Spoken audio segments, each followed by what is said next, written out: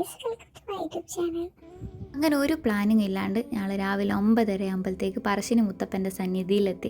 അമ്പലത്തിലെത്തിയതും ദീർഘശ്വാസം അങ്ങോട്ട് വിട്ടു. പോയേന്ന് കാലും കൈ നേരെ അമ്പലത്തിൻ്റെ ഉള്ളിലേക്ക് അങ്ങ് കയറി കുറേ നേരം പ്രാർത്ഥിച്ച് ആടെ അങ്ങനെ ഇരുന്നു. ഒരു പ്ലാനും കാര്യങ്ങളൊന്നും ഇല്ലാണ്ട് കേട്ടോ ഞങ്ങൾ പോയത്. പിന്നെ പുറത്തെ ആ അമ്പലത്തിൻ്റെ മൊത്തം വ്യൂ ഒക്കെ ആസ്വദിച്ച് നിന്നു. ശേഷം ആ മുത്തപ്പൻ്റെ പ്രസാദമായ മറ്റേ മമ്പായരും തേങ്ങാപ്പൂളൊക്കെ തിന്ന് കുറേ തിന്ന് പിന്നെ ചായയും തന്നിക്കുന്നു. അത് പിന്നെ അവിടെ പോയി നമുക്ക് ഏത് ടൈമിനായാലും കിട്ടും. അങ്ങനെ അവിടെ നിന്ന് കണ്ണാടിയിൽ മിററിൽ കൂടെ ഫോട്ടോ എല്ലാം എടുത്ത് പിന്നെ നമ്മൾ ബോട്ടിങ് സൈഡായ ആ സൈഡിലെല്ലാം പോയി കുറേ നേരം ഓരോ വർത്താനെല്ലാം പറഞ്ഞ് കുറേ ഫോട്ടോ കാര്യമെല്ലാം എടുത്ത് ഇതൊക്കെ ഫോട്ടോ എടുക്കുന്ന ഓരോ സംഭവങ്ങൾ കേട്ടോ. പിന്നെ ചോറ് തിന്നാനുള്ള ടൈം ആയതുകൊണ്ട് ഞങ്ങൾ വേഗം വരി നിന്ന് ചോറ് തന്ന്. വലിയ തിരക്കൊന്നും ഉണ്ടായിരുന്നില്ല, കാരണം ആ ദിവസം മുത്തപ്പൻ്റെ വെള്ളാട്ടോ കാര്യങ്ങളൊന്നും പ്രത്യേകിച്ച് ഉണ്ടായിരുന്നില്ല. അതുകൊണ്ട് വലിയ തിരക്കും ഇല്ലായിരുന്നു.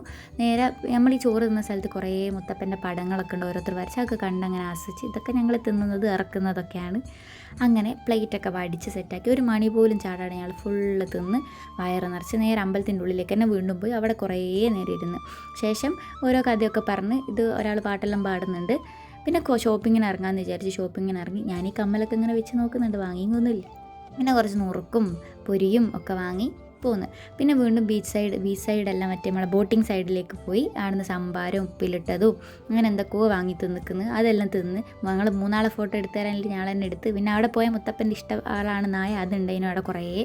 പിന്നെ ഇങ്ങനെ നടന്ന് പിന്നെ വീണ്ടും ഞങ്ങൾ എന്ത് ചെയ്തു, മുത്തപ്പൻ്റെ പ്രസാദം എല്ലാം കഴിച്ചു. കാരണം 4:30 ഞങ്ങൾക്ക് ട്രെയിൻ ഉണ്ടായിരുന്നു. ആ ട്രെയിൻ കണക്കാക്കി ഞങ്ങൾ മുത്തപ്പൻ അമ്പലത്തിൽ നിന്ന് ഇറങ്ങി നേരെ 4:45 4:30 ട്രെയിൻ പോയി ഗൈസ്. അപ്പോൾ ഓക്കെ, ബൈ.